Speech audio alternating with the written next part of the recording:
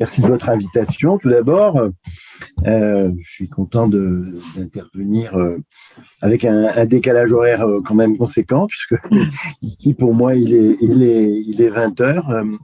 Mais bon, la chaleur qui règne en ce moment sur la métropole, je crois, est à peu près identique à celle que vous connaissez. Donc ça fait un point commun et au moins qui nous rassemble ce soir. Alors, plus sérieusement, bon, je sais pas dans quelle mesure je vais pouvoir contribuer de manière fructueuse à votre réflexion la réflexion de ce séminaire annuel que vous avez organisé. Je vous propose en fait d'intervenir sur une recherche en cours actuellement, de vous expliquer d'où elle vient, cette recherche, et de vous expliquer aussi les fondements théoriques qui, moi, me guident dans l'accompagnement d'une équipe pluricatégorielle. Et enfin, j'évoquerai l'encours, le principe méthodologique de recherche que nous avons adopté avec ce groupe. Donc, il y aura une première partie qui expliquera les justifications de ce travail, une deuxième partie qui présentera les fondements théoriques qui guident mon action, et un troisième qui vous présentera l'encours, le déroulement de ce programme de recherche, de micro-recherche un petit peu particulier et dont je vous expliquerai les particularités. Alors, moi, je suis un chercheur qui est spécialiste des interactions, de l'étude des interactions entre les images et les textes dans les situations didactiques. Ce qui me conduit à voir comment ces interactions entre les images et les textes existent dans des didactiques disciplinaires scolaires différentes, auprès de publics différents. Je travaille pour l'essentiel auprès des publics scolaires, mais j'ai travaillé aussi sur, par exemple, les interactions image-texte dans des revues professionnelles, syndicales de formation, des directeurs de cinéma et de projectionnistes de cinéma au début du XXe siècle, donc dans des contextes de formation. Et puis aussi, ma particularité, c'est que je travaille sur des médias différents. C'est-à-dire que j'essaie de voir comment ces interactions entre les images et les textes construisent un discours et des pratiques de littératie dans des médias différents. Et ainsi, je travaille aussi actuellement beaucoup sur les médias numériques. Donc, ça me conduit à travailler sur la question de la construction sociale des représentations que constituent les pratiques et les discours d'enseignement, d'éducation et de formation autour des images et du rapport texte-image, le considérant d'un point de vue anthropologique comme quelque chose d'extrêmement important et significatif de notre condition d'humain. Voilà. Alors, je vais, pour vous expliquer, après ce petit préambule lié aux raisons qui font que je parle devant vous, je veux vous évoquer à présent le contexte. Dans un premier temps, le contexte, c'est les constats de la recherche que j'ai entreprise avec des collègues depuis 2019.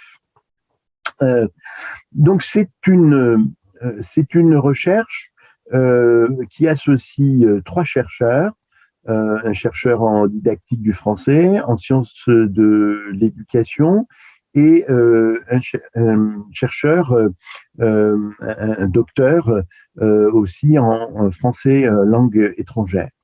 Et pour les chercheurs, le contexte de cette recherche, axé sur les représentations que les enfants font de leur corps, ont de leur corps, et bien pour les chercheurs, le contexte est marqué par l'organisation d'un congrès qui était intervenu à Orléans l'été dernier, il y a très peu, il y a presque un an, autour des problématiques du corps construit socialement par les images cinématographiques, par les images des médias et par l'inscription des enfants dans des processus d'éducation et dans des lieux d'éducation. Donc ce congrès avait été un congrès international qui a permis de mener une réflexion et les chercheurs qui ont participé à la recherche en cours étaient eux-mêmes engagés dans l'organisation autour de cette problématique d'un congrès international. Et puis, pour les chercheurs, il y avait un autre élément de contexte important qui était lié au fait que dans la société française, au même moment, apparaissait dans les médias, grand public, un certain nombre de problématiques de représentation par les images du corps que nous connaissions bien en tant que chercheurs, mais qui ne perfusaient pas plus largement que dans le domaine des chercheurs sémiologues ou historiens des images et de l'éducation. C'était la question de la représentation en particulier dans les manuels de SVT dans le secondaire, du clitoris, c'est-à-dire l'absence de représentation de cette partie du corps dans les manuels scolaires, et ce depuis une très grande période historique. À cela s'ajoutait le fait que, au devant des discussions et des discours des médias, apparaissait aussi une autre idée qui était que dans les manuels de SVT et dans les programmes de l'enseignement français, la sexualité était souvent réduite par les manuels et par les pratiques des enseignants au risque de transmission de maladies et à la reproduction. Et donc, ces questions-là qui sont assez connues pour des chercheurs apparaissaient sur le devant de la scène.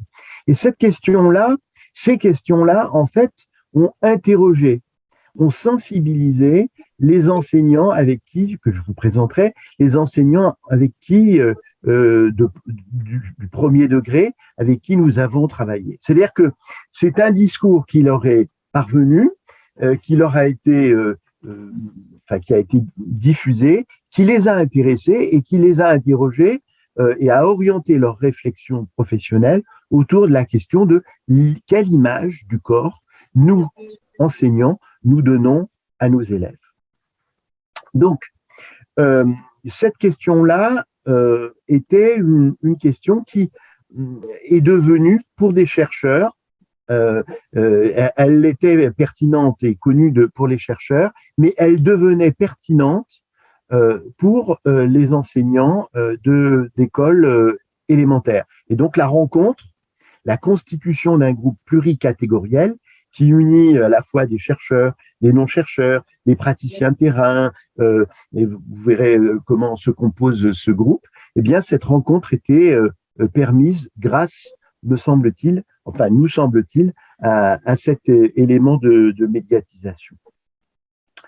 Pour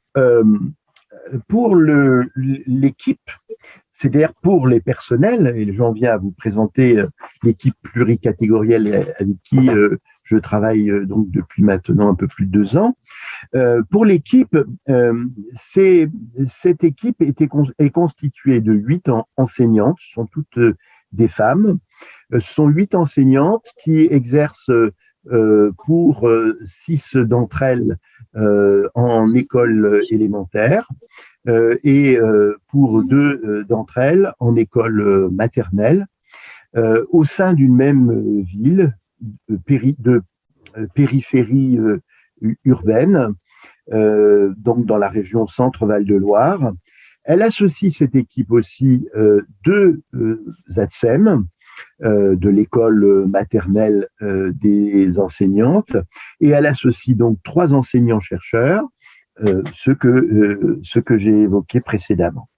Donc, Cette équipe est à la fois pluriculturelle, pluricatégorielle, et c'est une équipe qui a une forme de stabilité durant toute cette période. Donc ça, c'est la première caractéristique. La deuxième caractéristique de cette équipe de recherche, qui associe chercheurs et praticiens de terrain, professionnels de terrain, la deuxième caractéristique, c'est que le travail qui a été accompli avant la période Covid, je dirais, et après la période Covid. Et la question du corps, l'introduction des masques, l'introduction de consignes et de protocoles sanitaires, sur lesquels je ne reviendrai pas, ce n'est pas l'objet de ce travail-là, a par ailleurs ajouté à une sensibilisation à cette question-là, de la place du corps, vous allez voir, de la place du corps dans l'enseignement et du statut qu'on lui confère par nos pratiques. Donc, c'est une équipe pluricatégorielle, je l'ai dit, dans un milieu périurbain, avec une bonne mixité sociale. Et je vous expliquerai un peu plus précisément à la fin le nombre de réunions et comment nous avons conduit cette recherche collaborative. Pour les participantes, c'est une autre particularité, c'est-à-dire pour les participantes, les personnes, les professionnels de terrain, il s'agissait, les rencontres de travail que nous faisions avaient des caractéristiques fortes. Elles étaient liées, elles étaient intégrées à un processus de formation continue. C'est-à-dire que sur le volume horaire de réunions de projets d'équipe dans le département où j'ai travaillé, dans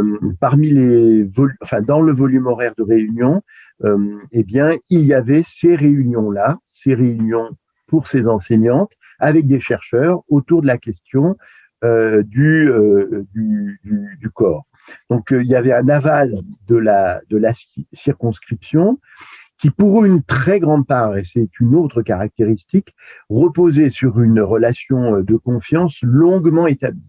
C'est-à-dire que c'était des enseignantes que j'avais eues en formation initiale, que souvent j'avais eues auparavant en formation continue, qui avaient été accompagnées par d'autres collègues et qui avaient une bonne cohésion au sein de l'équipe, c'est-à-dire qu'elles travaillaient depuis, pour la plupart d'entre elles, depuis plus de 3 ans au sein de la même équipe.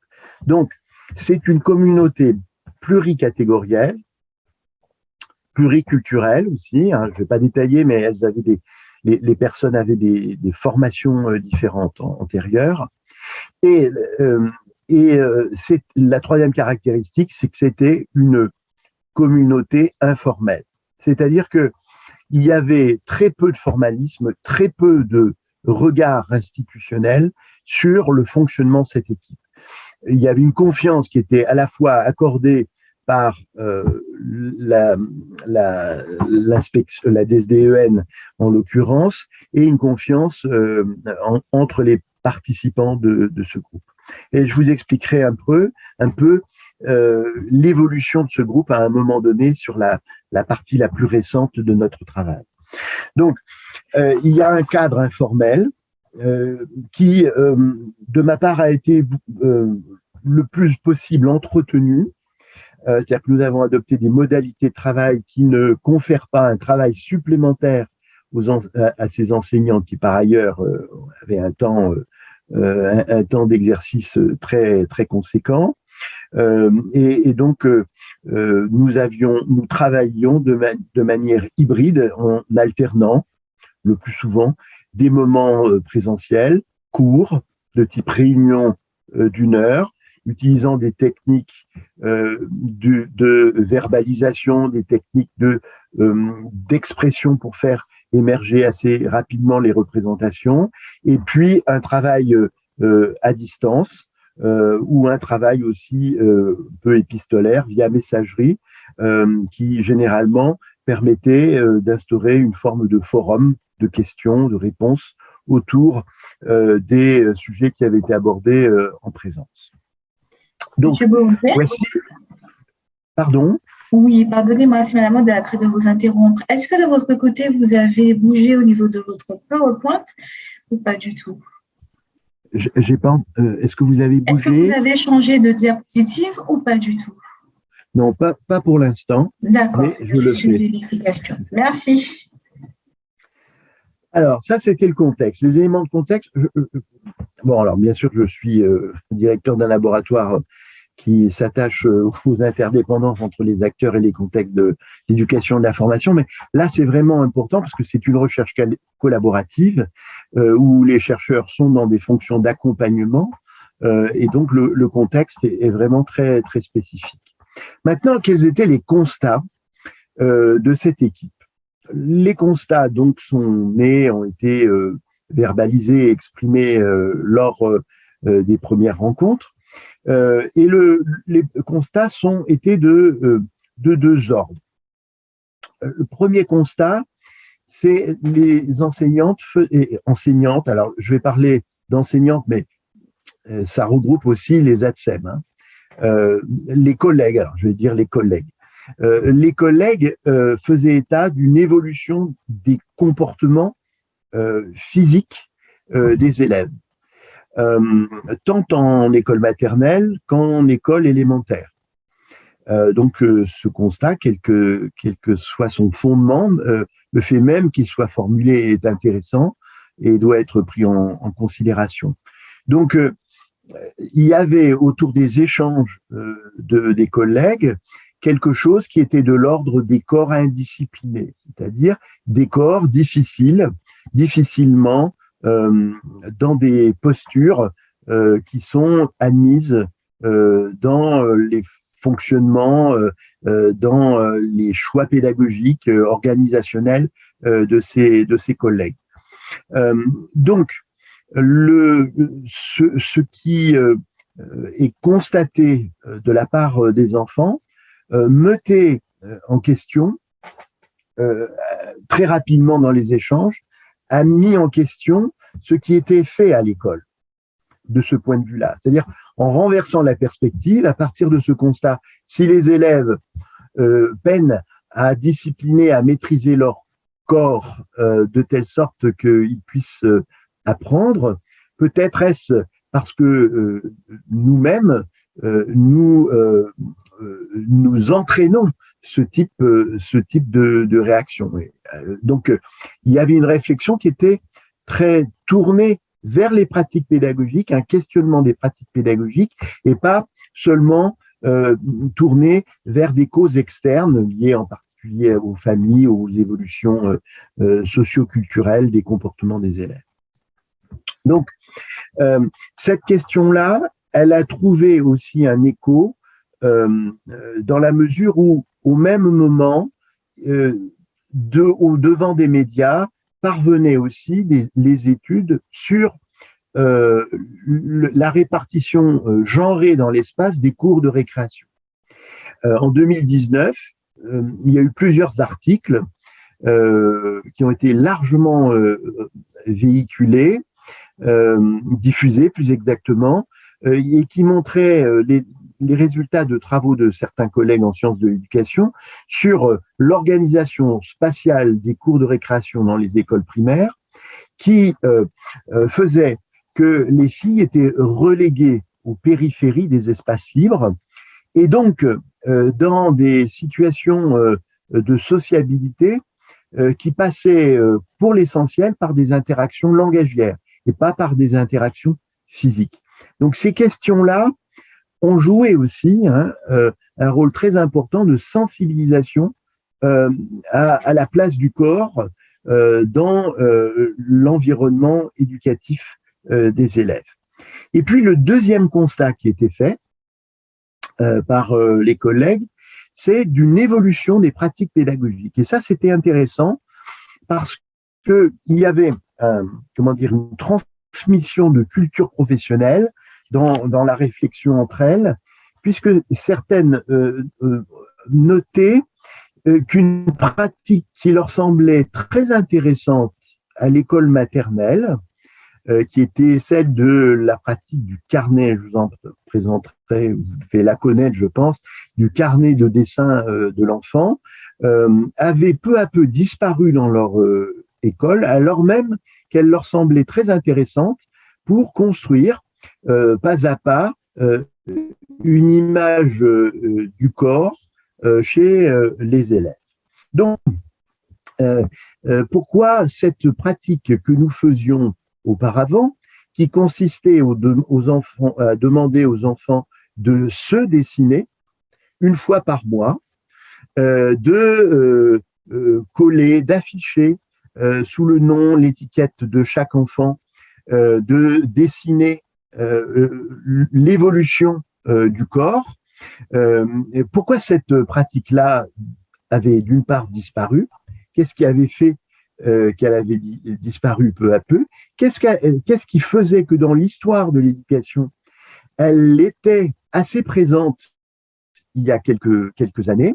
Donc, il y a eu tout un questionnement d'ordre presque épistémologique sur ce sujet-là. Et donc, à partir de ces constats-là, on a travaillé, mes collègues chercheurs et moi, et en lien avec bien sûr les collègues de terrain, des écoles, on a essayé de travailler pour répondre à la fois à un questionnement sur les pratiques pédagogiques et pour nourrir, enrichir une réflexion donc sur la place du corps dans l'enseignement primaire et aussi sur la valeur d'un point de vue sémiologique et du point de vue didactique d'une situation qui consiste pour les enfants à se dessiner de manière régulière dans une perspective donc développementale. Voilà à la fois les éléments de contexte et de constat qui étaient ceux de ce travail. Et donc, ce que je viens de vous présenter correspond peu ou prou au travail que nous avions fait au cours de 2019, avant même qu'il n'y ait le premier confinement.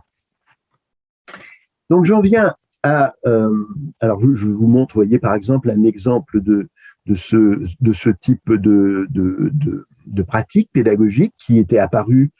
Elle ne savait pas comment et avait disparu, elle ne savait pas comment, et qui consistait donc pour les enfants à se dessiner mois par mois et à glisser leur dessin dans une pochette de telle sorte qu'au bout d'un moment, à la fois eux-mêmes pouvaient voir l'évolution de leur dessin et éventuellement aussi, bien sûr, leurs parents. Alors, les fondements. Maintenant, j'en viens à vous parler des fondements théoriques de l'objet étudié que nous avons retenu. C'est-à-dire que ce que je vais vous présenter, la réflexion que je vais vous présenter, c'est une réflexion qui a en fait structuré les échanges que nous avons eus avec ses collègues ou à des apports que j'ai pu faire auprès d'eux à partir de sujets de curiosité. Et donc, les deux perspectives que j'ai retenues, qui me semblaient les plus intéressantes et à même de répondre aux questions que se posaient ses collègues, reposaient sur une perspective anthropologique et qui explique la place du corps, qui est tout à fait intéressante et qui explique la place du corps dans les processus d'éducation. Et l'autre perspective est une perspective développementale et en lien avec la sémiologie de l'image. Et donc, je me propose à présent de vous présenter l'une et l'autre de manière succincte pour, d'une certaine manière, nourrir les échanges que nous pourrons avoir ensuite et vous permettre de comprendre les formes et les contenus de notre intervention au sein de ce groupe pluricatégoriel.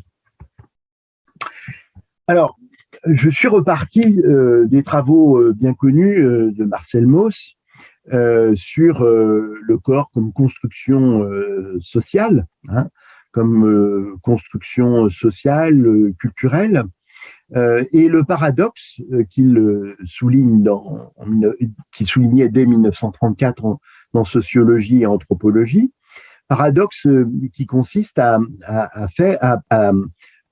penser que le corps est une construction sociale culturelle alors qu'il semble une donnée immédiate, naturelle, immanente, qui impose une évidence à chacun, celle de son propre corps. Et Marcel Mauss, à partir de son expérience de la Première Guerre mondiale, vous le savez, a construit des travaux d'anthropologie pour montrer que la culture construit nos corps différemment, selon les latitudes et au-delà des données physiologiques. On sait qu'il a beaucoup étudié, par exemple, comment les troupes anglaises et les troupes françaises ne parvenaient pas à marcher ensemble, alors même que ces troupes françaises et anglaises étaient réunies. On sait aussi qu'il a étudié les difficultés durant la Première Guerre mondiale des jeunes soldats à se servir des outils, en l'occurrence, si mes souvenirs sont bons, c'était des bêches, des outils utilisés par les soldats des autres pays, c'est-à-dire que des outils d'un pays ne convenaient pas à ceux aux soldats d'un autre pays. Bon, tous ces travaux-là vont dans le sens d'une construction culturelle du corps, alors même que le corps est pensé dans une donnée immédiate. Et Marcel Mauss, dans ses travaux, met en garde contre l'idée admise d'une universalité du corps. Bien sûr, d'un point de vue physiologique, il y a une forme d'universalité, mais dans l'accomplissement dans une vie, il y a des constructions sociales qui font des différenciations. Donc, il y a des variations sociales selon les pays qu'il a montré, selon les niveaux socio-culturels, qui interviennent en plus des variations physiques, des variations d'âge et les variations d'origine géographique. Et l'écolier, dit-il, comme tout individu, a un corps qui est socialement construit. Et la construction de ce rapport passe par l'apprentissage. C'est un apprentissage. La construction de son corps relève d'un apprentissage. Et pour les travaux dans le sillage de ceux de Marcel Mauss, c'est l'un des 3 grands domaines d'apprentissage pour un individu.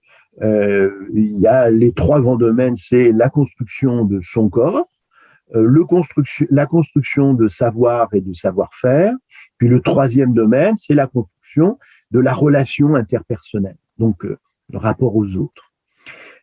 Et cet apprentissage, d'un point de vue anthropologique, passe toujours par une double démarche, et l'éducation participe de cette double démarche.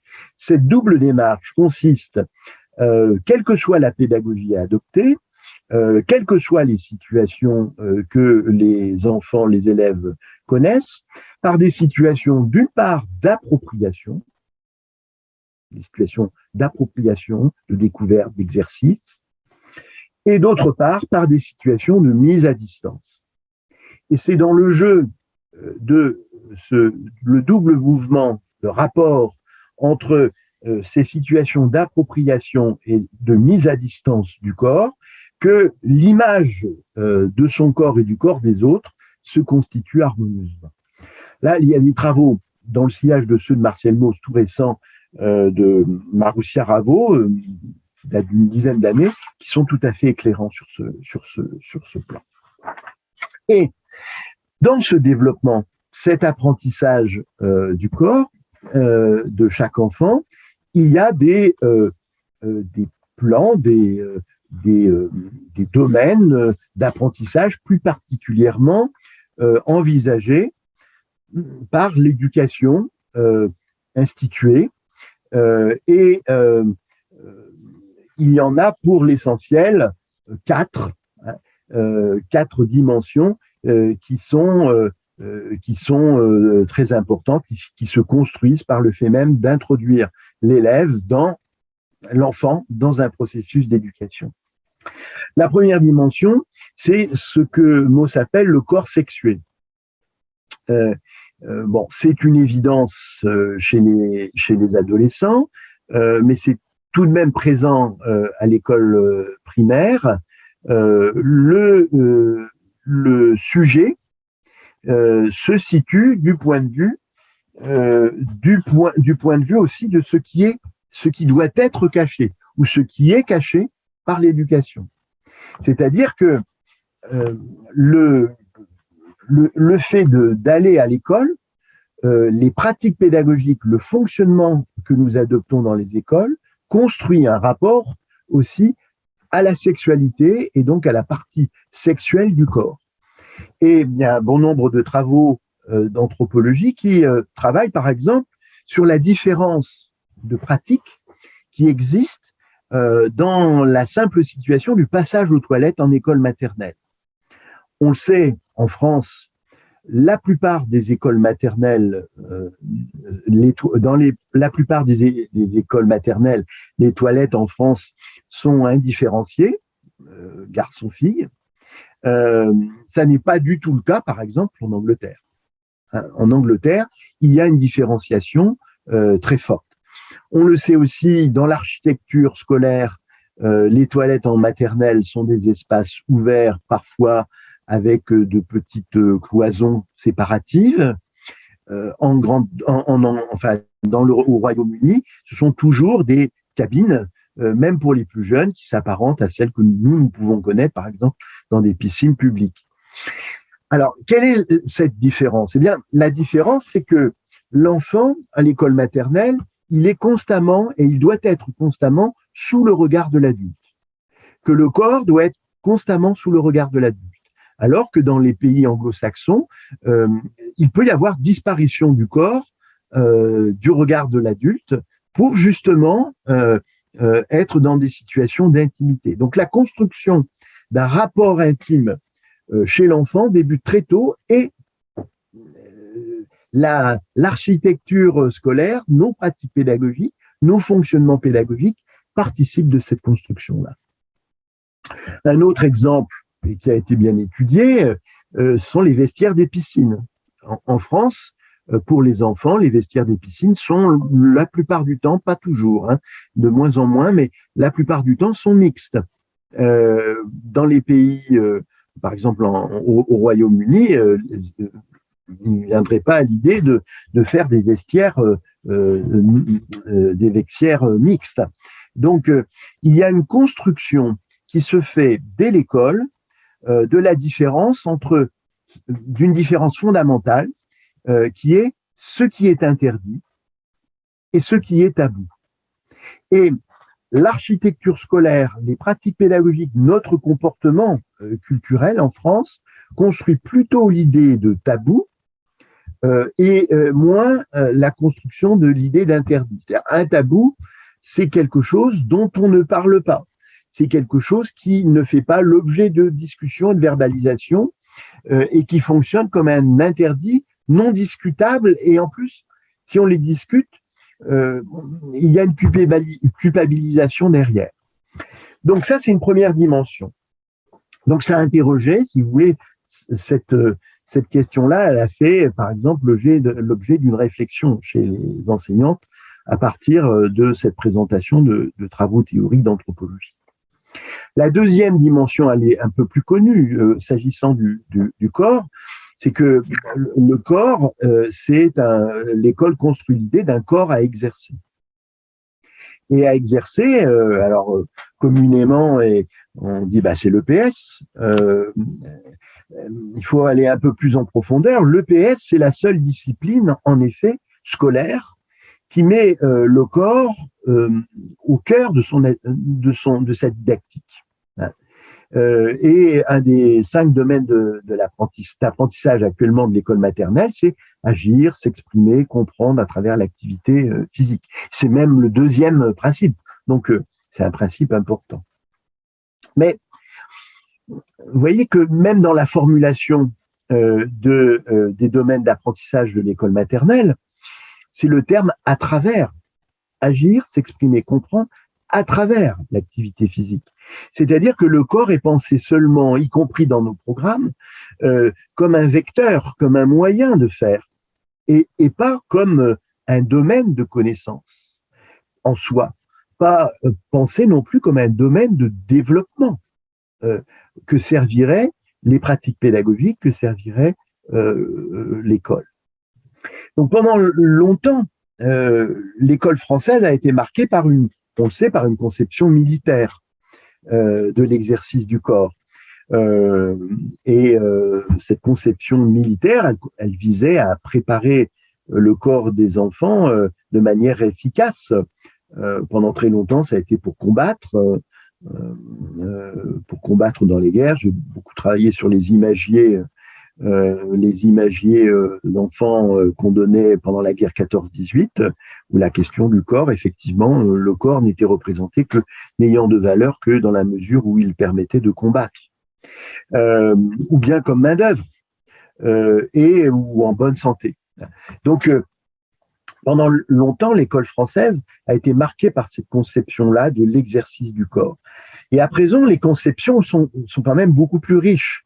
Et les pratiques reflètent cela. Les pratiques, quand on y pense des collègues ou celles que nous menons, reflètent cela. En école maternelle, on travaille la socialisation en rapport avec la proximité quand on organise des petits coins dans les classes. On travaille aussi sur l'entraide physique comme une forme préparatoire, annonciatrice et préparatoire indispensable au vivre ensemble.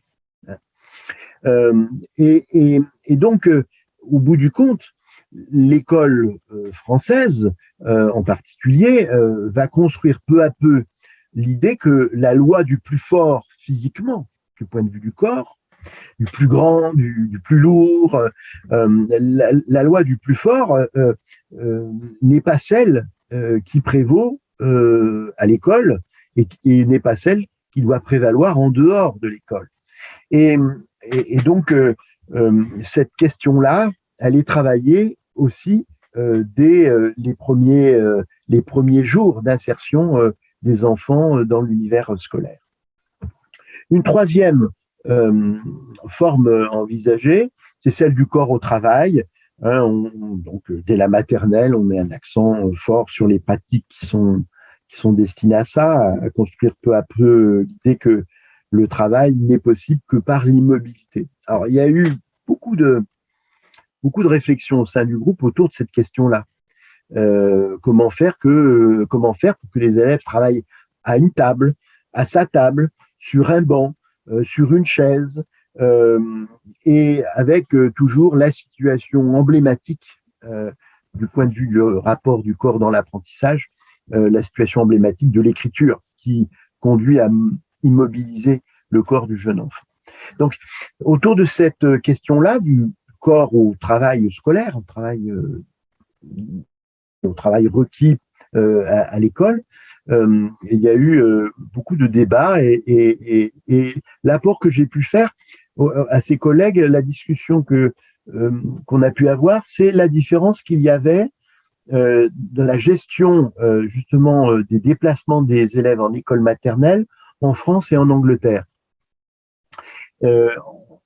En Angleterre, enfin au Royaume-Uni, la situation fondamentale, c'est la situation de assis en tailleur et mains croisées, qui est une situation très très fréquente, un attendu qui est travaillé dès le début de l'insertion scolaire de l'élève en Angleterre, ce qui n'est pas du tout le cas en France. Cette posture-là physique d'apprentissage n'est pas quelque chose qui est travaillé. Alors j'ai essayé de montrer que justement ça construisait un rapport un peu différent dans l'apprentissage pour le corps. Puis on a travaillé aussi sur l'importance des jeux d'imitation qui conduisent en Angleterre ou dans les pratiques pédagogiques de collègues des jeux d'imitation physique qui permettent aux élèves, eh bien, effectivement, d'engager le corps dans des activités éducatives. Bon, donc, ce sont les quelques éclairages que nous avons pu faire. Et puis, je ne vais pas le développer, mais parce que c'est quelque chose d'un peu plus connu, mais il y avait un quatrième éclairage anthropologique qu'on avait choisi, qui était autour du corps et l'exercice de la sanction. Donc, faute de temps, je ne vais pas l'évoquer, peut-être aurons-nous l'occasion d'en parler, mais les trois dimensions précédentes étaient celles qui avaient été les plus développées. Alors, j'en viens à vous présenter la deuxième perspective qui a été conduite auprès de ce groupe, c'est-à-dire une perspective développementale qui précise un certain nombre de concepts, schéma corporel, image du corps, voilà. Alors, je vais les évoquer rapidement à votre intention aussi pour que vous puissiez comprendre un peu ensuite ce qui a été fait avec les collègues. Alors, notre rapport a consisté est parti d'un constat aussi qui avait été formulé par des enseignantes. On ne sait pas la différence entre image du corps et schéma corporel. Schéma corporel, qu'est-ce que ça veut dire véritablement? Et donc, on a essayé d'éclairer cette question-là. Donc, les représentations du corps, l'image de son corps, les connaissances liées au corps, les expériences sensorielles, elles se construisent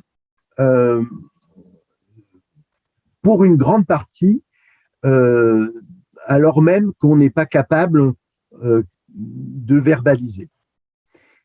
Parce qu'on est trop petit, parce qu'on est trop jeune. Pour chacun d'entre nous, il en a été ainsi. L'image de son corps se construit dans de l'infraverbal. Et c'est la raison pour laquelle, dès 1908-1911, des neurologues parlent de construction du schéma corporel, et le terme de schéma corporel désigne le fait que le cerveau construit une représentation, mais n'est pas capable de la nommer. Il se forme une image de soi, de son corps, du corps des autres, sans pouvoir même dire précisément ou représenter précisément la nature de ce corps. Donc, les représentations du corps se construisent dans un premier temps dans le développement d'un enfant comme un schéma corporel, c'est-à-dire une connaissance pour une partie infraverbale qui se forme comme un premier découpage, une première composition du corps, alors du corps, mais aussi des relations entre les parties du corps. Et il est établi, et ça n'est pas trop remis en cause à présent, mais que c'est une construction systématique du jeune enfant qui est objectivable par des situations qu'on connaît bien en psychologie cognitive en particulier, nommer les parties du corps, repérer des corps dans un espace vaste, sont protocoles de recherche qui ont été élaborés très rapidement au début du XXe siècle. La deuxième caractéristique, c'est que c'est une construction mentale lente par rapport à la vitesse du développement de l'utilisation de son corps. Ceux d'entre vous qui ont des adolescents savent que les adolescents ferment les portes trop fort, pas seulement quand ils sont en colère, savent qu'ils ont tendance à écarter les coudes de manière très présente sur une table au moment de déjeuner. C'est parce que dans leur cerveau, ils n'ont pas une représentation exacte, fidèle de leur corps, puisque le cerveau se développe moins vite que ne se développent les jambes, les bras, et ce qui explique ce décalage. Donc, c'est une construction mentale lente, en décalage avec le développement d'utilisation. C'est une construction mentale en partie qui n'accède pas à un système de symbolisation, et c'est une construction mentale qui est en constante évolution, puisque à l'âge adulte aussi, notre schéma corporel évolue. Jusqu'au dernier moment de nos vies, notre schéma corporel, c'est-à-dire l'idée que nous faisons dans notre cerveau de notre propre corps, évolue avec l'âge, et donc c'est constamment en évolution avec les modifications qui interviennent du corps. Pour une grande part, ce sont des constructions non conscientes, et ça pose un problème de symbolisation. C'est-à-dire que faire dessiner son corps à des enfants fait appel à la conscience. Donc, pour le chercheur, c'est un moyen limité.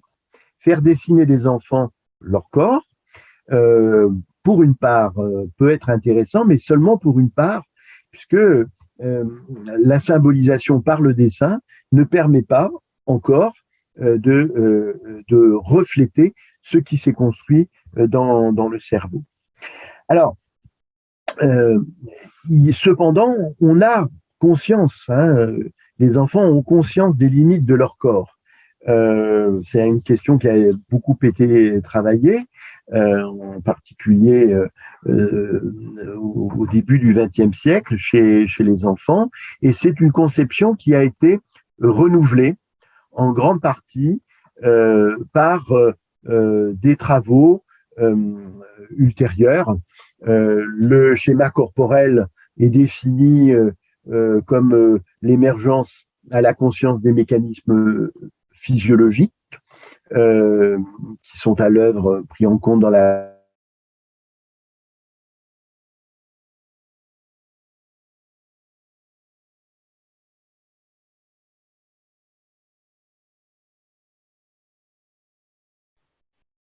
Allô, allô? aussi avec les besoins de l'activité. Donc, le schéma corporel est une notion dynamique et qui doit intégrer en particulier des aspects affectifs. C'est-à-dire que, par exemple, quand on fait dessiner un élève son corps et qu'il hypertrophie des parties de son corps, l'influence de l'affect est importante, c'est-à-dire la considération qu'il accorde à cette partie du corps qu'il dessine. La phénoménologie de la perception, chez Merleau-Ponty aussi, a renouvelé cette conception. Le schéma corporel, nous dit-il, nous renseigne sur nos postures, mais aussi sur notre situation dans le monde. Et enfin, la psychanalyse a beaucoup aussi renouvelé cette conception-là. Et en particulier, le corps est construit par des expériences, mais Lacan disait, est construit par le discours de l'autre. C'est-à-dire que l'idée que l'on se fait de son corps provient aussi du discours que les autres renvoient sur le corps que nous avons. Et donc, il est important de nommer les parties du corps dans la petite enfance. Et de ce point de vue-là, les pratiques discursives des parents et même des enseignants et des ATSEM diffèrent beaucoup. C'est-à-dire que quand au moment de l'habillage des élèves, une ATSEM va dire « Allez, passe la main dans la manche. Voilà, ça y est, bon, ta main, elle est sortie de la manche. Allez, passe l'autre bras dans la manche. » La personne va nommer des parties du corps.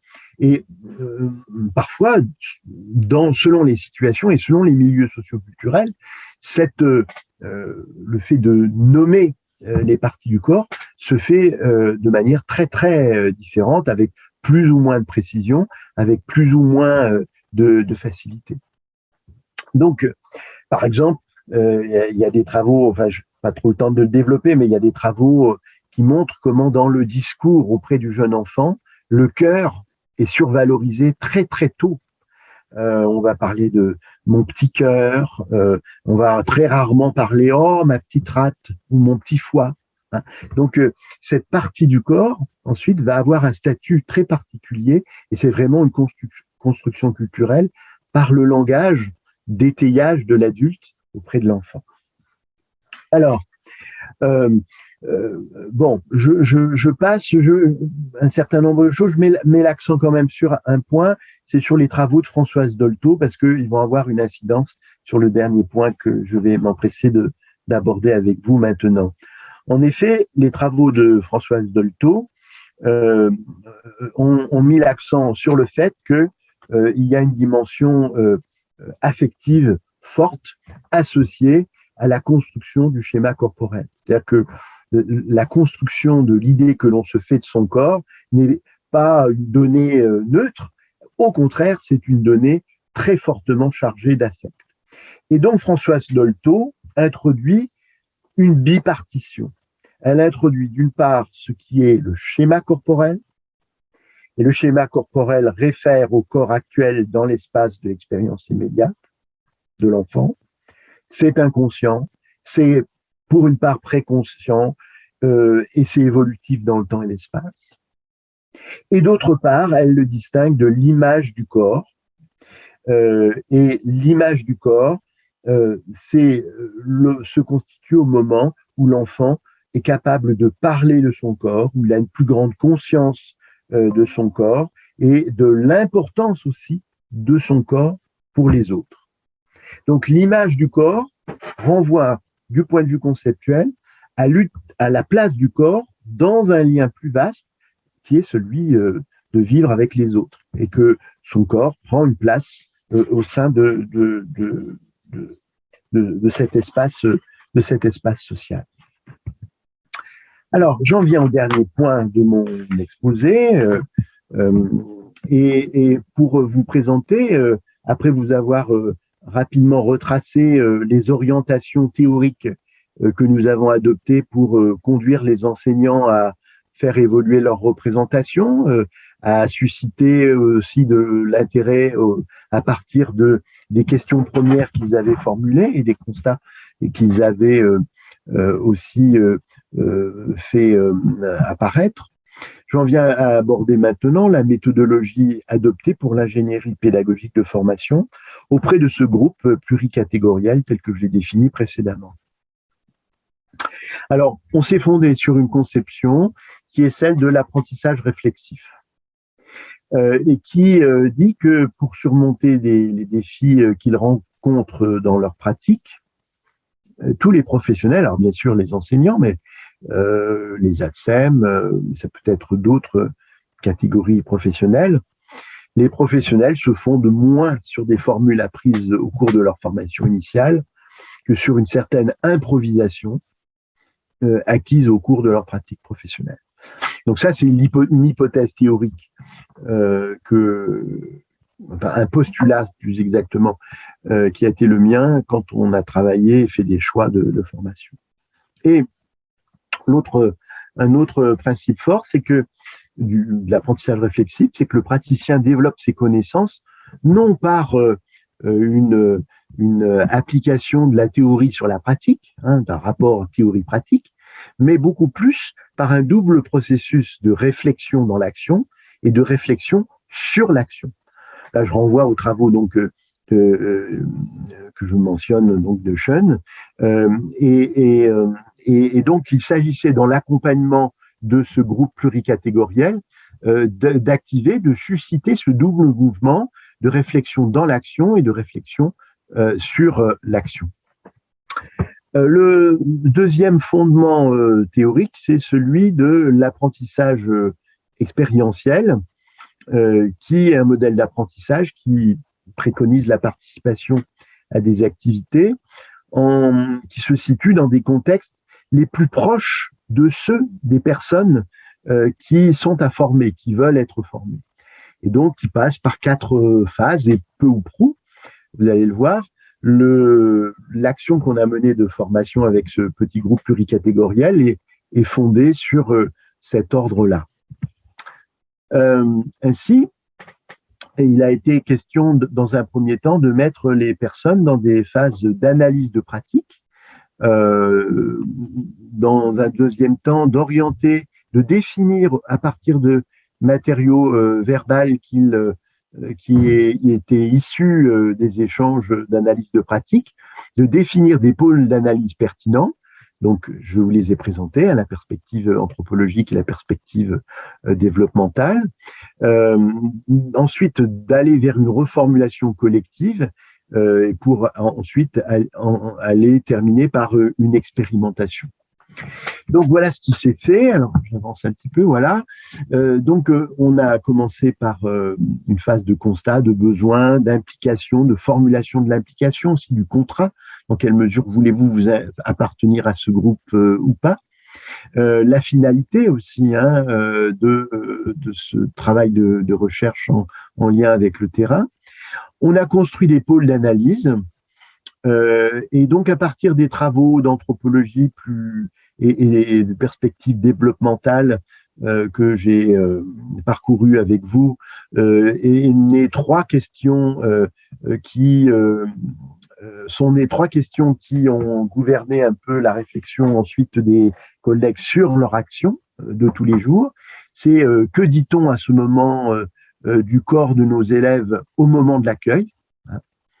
Que fait-on avec ces corps au moment de l'accueil? Alors, de la petite section au CE2. Que fait-on avec ces corps qui aident à construire l'image du corps? Donc, c'était les trois questions qui ont, qui ont récolté un consensus de la part de ses collègues. Alors, ce n'était pas formulé tout le temps sous cette forme-là, mais c'était les trois orientations de réflexion, d'analyse de leurs pratiques qui étaient engagées. Alors, il y a eu une phase de reformulation collective avec des éclairages théoriques que nous avons apportés, à partir de documents pédagogiques, d'enregistrements, de reformulation. On a construit aussi une grille d'observation et d'analyse en particulier des dessins évolutifs d'enfants. Et on a défini un protocole de production de dessins de soi pour les enfants. Et actuellement, nous en sommes dans une phase d'expérimentation dans les classes. Et là, la semaine prochaine, j'ai une réunion avec les collègues pour voir comment poursuivre, comment se passe d'abord cette expérimentation et voir comment la réadapter pour l'année suivante. Donc actuellement, ce qui est fait, c'est un carnet de dessin de son corps et des aménagements pédagogiques. Je vous en parlerai peut-être si vous me posez la question ensuite. Par exemple, la grille d'observation des dessins d'enfants, elle est née de la lecture de travaux qui existent déjà depuis 2012, de travaux de Picard et de Baldi, qui proposent des grilles d'analyse des dessins libres d'enfants de leur corps. Et enfin, voici la chronologie des actions. Et une fois que j'aurai passé ces deux diapositives, j'aurai terminé mon exposé à peu près dans les temps. Madame Audacre, vous me direz si c'est le cas. Le travail d'accompagnement sous une forme collaborative de cette recherche est né en janvier 2019, émane des écoles, a nécessité un accord pour insertion dans le temps de formation sous la forme d'une action de recherche collaborative pluricatégorielle. Il y a une première rencontre en septembre 2021. Donc, vous voyez qu'il y a eu toute la période de Covid entre les deux, avec un premier recueil des constats, des éléments contextuels. Toutes les parties jaunes, tous les bandeaux jaunes correspondent à du présentiel, des réunions en présence, qui n'ont jamais excédé 2 heures, généralement qui intervenaient le mercredi matin, et tous les bandeaux blancs correspondent à un travail soit en hybride, soit propre aux chercheurs, entre ces deux moments de réunion. Donc, il y a eu une deuxième rencontre en décembre 2021 où on s'est mis d'accord sur les pôles d'analyse avec constitution d'un recueil écrit, car il ne s'agissait pas de prendre toutes les questions qui se posaient, mais simplement d'embrasser celles qui avaient le plus d'intérêt pour les personnes. Un travail de catégorisation et d'analyse des discours avec un accompagnement enregistré pour consultation sur un espace numérique commun sur lequel les collègues pouvaient intervenir, ajouter des éléments. Une troisième rencontre, alors non, je me suis trompé d'année là, une troisième rencontre en mars 2022, pas 2023, sur des analyses.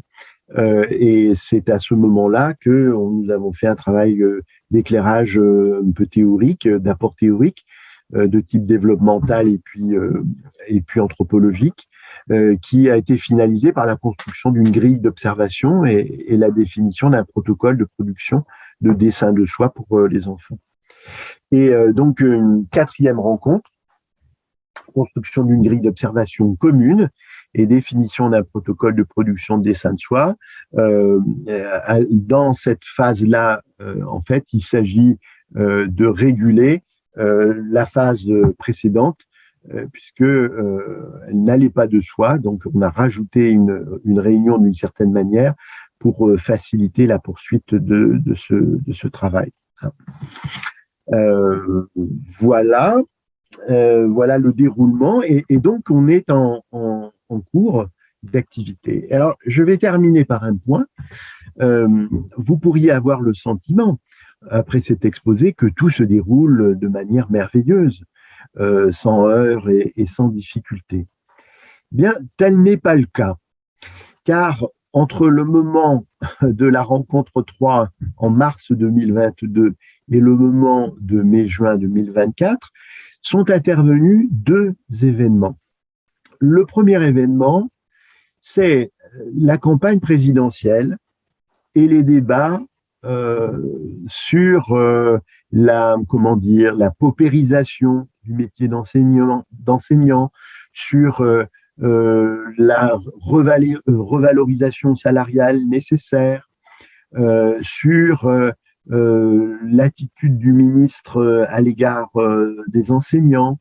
Donc, des tensions très fortes sur l'espace public qui ont affecté les collègues et qui les ont incités à prendre à adopter non pas une posture de chercheur, mais à adopter une posture d'acteur qui intervient dans un débat, qui prend place dans un débat, qui a un avis sur un débat et qui s'oppose à une politique éducative qui est menée et qui est présentée dans une campagne électorale.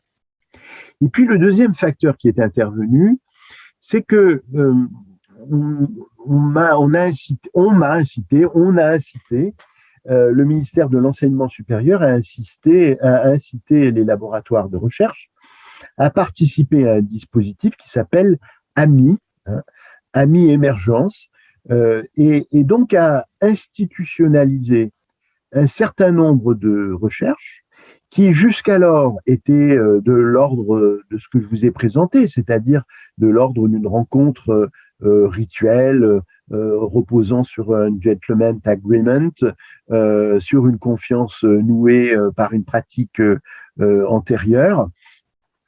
Et là, à partir du moment où il s'est agi, au bout du compte, pour les collègues, de participer à une recherche institutionnelle, plus sous une forme plus institutionnalisée, il y a eu beaucoup plus de réticence à participer à cette réflexion qui, pourtant, est tout à fait bien engagée et pour laquelle il n'y a pas de doute de leur part sur l'intérêt qu'elle peut avoir pour les progrès des élèves et pour eux-mêmes, pour leur accompagnement professionnel. Donc, le cadre institutionnel d'une forme de recherche collaborative, pluricatégorielle, qui associe des personnes appartenant à des catégories professionnelles différentes, le changement de cadre institutionnel pour l'instant, puisque je suis dedans, constitue une forme d'entrave, de difficulté, je pense provisoire, temporaire, de difficulté pour les collègues. Donc, j'insiste sur ce point parce que je ne veux pas construire une idée qui souvent est assez construite en sciences de l'éducation, en particulier selon laquelle les collaborations sont toujours faciles à établir, fructueuses, dès lors qu'on travaille en lien avec le terrain. moi, ce n'est pas tout à fait mon point de vue, et je tenais à vous en faire part avec modestie et honnêteté. Donc, j'en viens donc dans le dernier point, à vous montrer la totalité des phases du point de vue de l'ingénierie de la formation dans lesquelles que nous avions envisagé avec le groupe de recherche. Et donc, nous en sommes à cette phase-ci d'expérimentation négociée et adaptée. Et l'année prochaine, normalement, si tout va bien, comme je l'espère, nous devrions aller vers ces phases-ci, donc de l'expérimentation dans ce cadre de recherche. Voilà. Je vous remercie de votre attention.